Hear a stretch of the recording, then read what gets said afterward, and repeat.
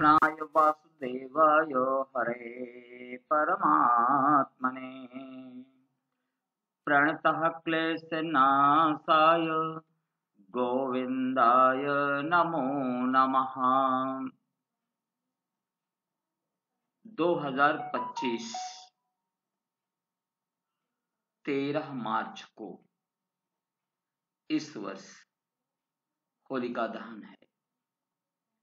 होलिका महापर्व यह कथा हिरण्याक्ष और उसका भाई हिरण्याकश्यप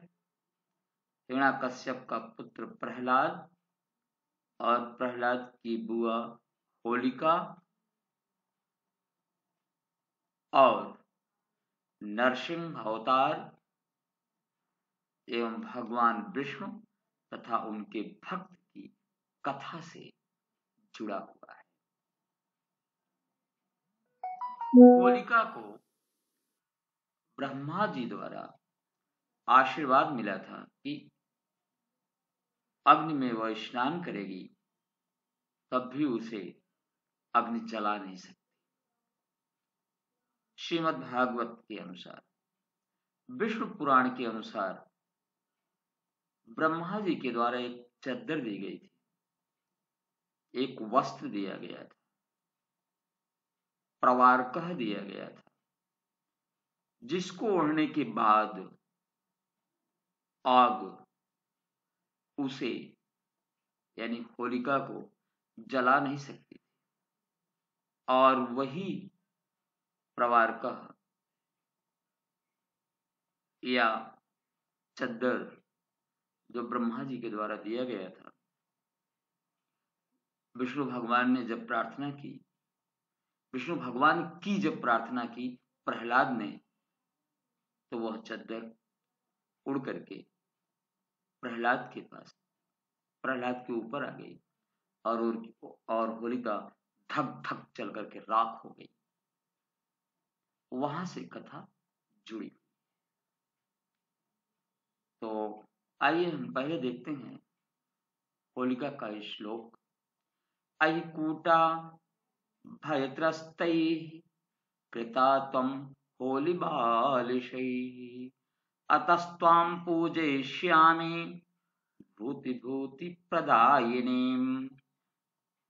ईश्वर से प्रार्थना है कि होलिका की अग्नि में ईर्ष्या, द्वेष और बुराई जलकर भस्म हो।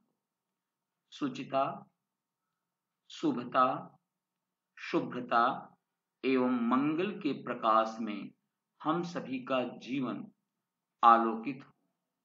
रंगोत्सव का सप्तरंगी परिवेश चहुं ओर सुख, समृद्धि और खुशहाली बढ़ाए। वासंती नवसृष्टि यानी होली की हार्दिक शुभकामनाएं। होली को वासंती नवसृष्टि कहा जाता है। नवसृष्टि शब्द नव अर्थात नया, सस्य अर्थात फसल या अन्न, इष्टि अर्थात यज्ञ। हमारे सभी उत्सव कृषि पर आधारित हैं।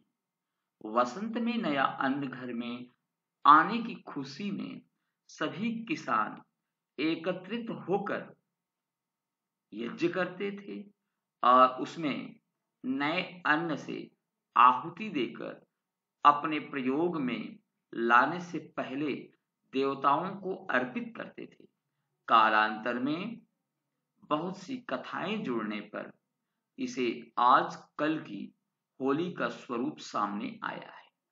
हमें आज के दिन अपने घरों में भी यज्ञ करना चाहिए और उसमें नए अन्न की आहुति देनी चाहिए अथवा नए अन्न को पकाकर खाना चाहिए। देवताओं को अर्पित करने के बाद स्वयं खाना चाहिए। और बीच में उसका प्रचलन गुझिया आदि के द्वारा आगे बढ़ाया गया, लेकिन यह क्रम चलता रहा। जैसा मैंने बताया, होलिका और फसल दोनों का इसमें समावेश है। और अंत में एक श्लोक के माध्यम से आशीर्वचन के साथ मैं अपनी वाणी को विराम देता हूँ।